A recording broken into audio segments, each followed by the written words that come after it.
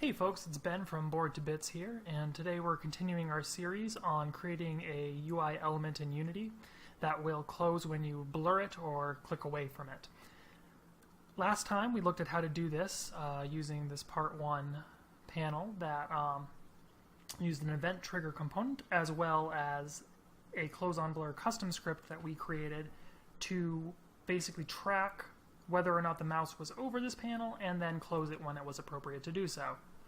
So today we're going to look at how to do this exact same thing, but just using one script rather than having to add a component as well. There's a couple benefits to this. One is that if you're doing multiple types of panels, you don't necessarily want to have to add these components every time and then wire them too, because you have to wire this piece, make sure everything's right. As well, if you're instantiating prefabs, sometimes wiring things can get a little hairy.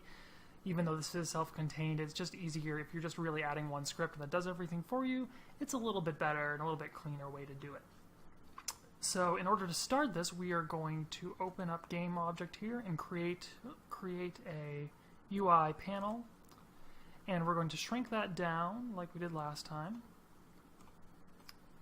to be about that size, should be fine. We're going to change the color of this to red just so we can differentiate the two once we're testing stuff. And so we really, we're also going to make it not stretch so that it doesn't take over the screen once we go into testing.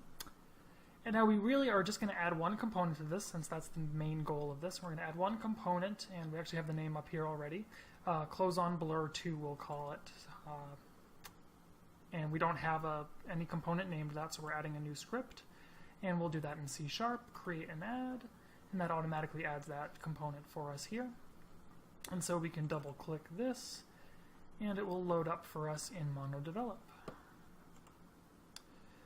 So now we have our original close on blur script as well as close on blur 2, and we're actually going to be able to take a lot of this functionality from this and bring it into 2. We're going to take this bool because we do still want to, we'll copy that, because we do still want to track, we can delete these original ones, we do still want to track whether or not the mouse is over this particular panel.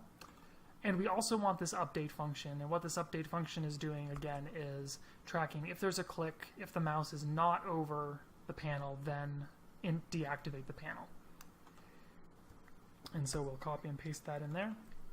This last piece from the original, this public function here, setting hover, really was just there so that in this, because it was a separate component, so that this component could access our custom script. We don't need that now because everything's going to be self-contained, so everything can actually be private, which is also nice. It's always good if you can keep everything self-contained into one piece. It's a little bit better. It makes it a little bit more modular to work with. So really all we need to do instead, though, is add a way of tracking those events. What we had as an event trigger, we're going to track through what are called event systems. And how we do that is we're going to need to add a namespace up here. And namespaces are basically just chunks of code that you can get access to by adding them up here. You can also get them by typing sometimes like the particular library you're looking for in the code, but it saves a lot of time if you're using a number of them just to put them up here. We're also going to use what are called a couple of interfaces. Interfaces are kind of like classes, but they don't work exactly the same way. Unity has a really good a pretty good explanation of how interfaces work and what makes them different. Basically, the really short version is when you implement an interface, you're agreeing that your class is going to involve those functions that the interface has. And then it gives you a little bit of convenience of being able to refer to them later by that interface if you wanted to. So what we do here to add an interface is a lot like doing an inheritance of a class. So we are just going to add a comma here. And for the event systems, we want one for pointer entering and one for pointer exiting. So we can actually just start typing that in and we'll see them, I believe. Yes, here we go. I pointer enter handler. Interfaces tend to start with I. It's a good trick for finding them. And I pointer exit handler. And so that's going to give us access to the functions that we want. So now that we have these, we can actually access them pretty easily, or we can get the functions in here that we need pretty easily thanks to a handy trick MonoDevelop has, which is called refactoring. And so if we right-click on this actual interface name, we'll go to Refactor here, and go to Implement Interface. And when we click Implement Interface, we get this little call out here saying press up down to move. So we'll move that to where where that function was in our last script, and then hit enter, and that adds the onPointerEnter function that we need for this interface. And it's really nice because it gives you all of the data you need. It gives you whether it's public, void, the parameters here, all of that. Plus it gives us a little bit of extra stuff. That's good if these are nice if you have like a really long piece of script. It helps you keep track of things. We don't really need this comment here or this one here at this point, nor do we need this. This is if you say forgot to put whatever function you want in here, it would throw you an exception so that you would say, oh right, I forgot to put that in there, but we can delete that because we're going to put some good what we need in there in just a second. We're going to do the same thing for pointer exit handler, implement interface, drop that down below there. So what that middle function in the previous script, this function here was doing was just to basically set this mouse hover. So we're really just going to do that again.